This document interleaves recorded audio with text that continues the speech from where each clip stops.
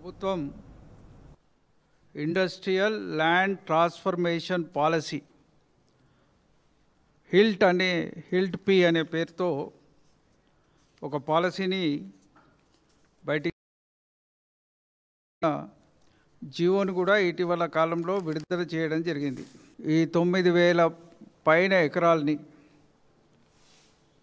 Market rate కంటే అతి తక్కువ ధరకు రిజిస్ట్రేషన్ వాల్యూలో 30% కడితే ఆ భూముల్ని వారికే అది మల్టీ యూజ్ కింద పరిశ్రమలు కాకుండా ఇతర అవసరాలకు పోయే విధంగా వాటిని చేస్తామని చెప్పి దాంట్లో చేయడం జరిగింది. ఈ పాలసీలో వారంలో దరఖాస్తు పెట్టుకోవాలి, నెక్స్ట్ వీక్ వరకు స్క్రూటినీ అయిపోవాలి, 45 రోజుల్లో క్లోజ్ కావాలి.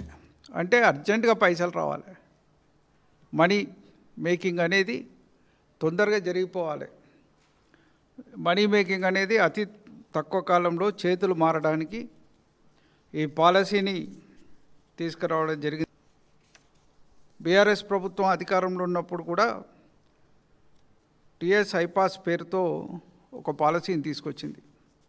ఎవరైనా పరిశ్రమకు అప్లికేషన్ పెట్టుకుంటే 15 రోజుల్లో మీ పరిశ్రమకు మేము పర్మిషన్లు ఇస్తాం, పర్మిషన్లు ఇవ్వకపోతే ఎవరైతే బాధ్యులో వారిని పెనలైజ్ చేస్తామని కూడా ఒక విధానాన్ని తీసుకొచ్చింది.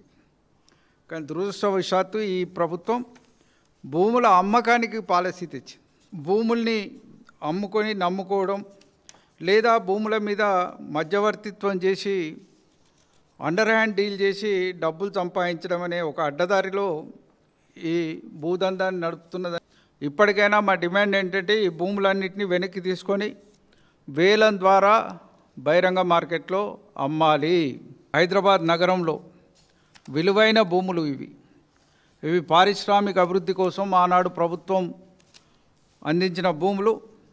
వీటిని అడ్డికి పావుసేరు అమ్మి దాంట్లో అండర్ హ్యాండింగ్ డీలతో వేల కోట్ల రూపాయల కుంభకోణానికి పాల్పడుతూ మా అంచనా మేరకు 5 లక్షల కోట్ల కుంభకోణం దీని వెనుక జరుగుతుందని నిర్దిష్టంగా మా పార్టీ తరఫున మేము స్పష్టంగా చెప్తున్నాం. దీని మీద వెంటనే గవర్నర్ కానీ మిగతా వాళ్ళు కానీ స్పందించాలని కూడా కోరుతున్నాం. ప్రభుత్వానికి చిత్తశుద్ధి ఉంటే వాళ్ళే సామాజికవేత్తలతోటి పర్యావరణవేత్తలతోటి నిజ నిర్ధారణ కమిటీ ప్రభుత్వాలే నియమించి వాస్తవాలను బయటపెట్టాల్సిందిగా కూడా ఈ సందర్భంగా డిమాండ్ చేస్తున్నాం. దీన్ని వెంటనే టీఎస్ ఐపాస్ లాంటి అద్భుతమైన పాలసీలు తెచ్చిన రాష్ట్రంలో భూములు అమ్ముకోవడానికి పాలసీ తేవడం అనేది ఒక సిగ్గుచేటైన విషయం. దీన్ని వెంటనే విరమించుకోవాలి.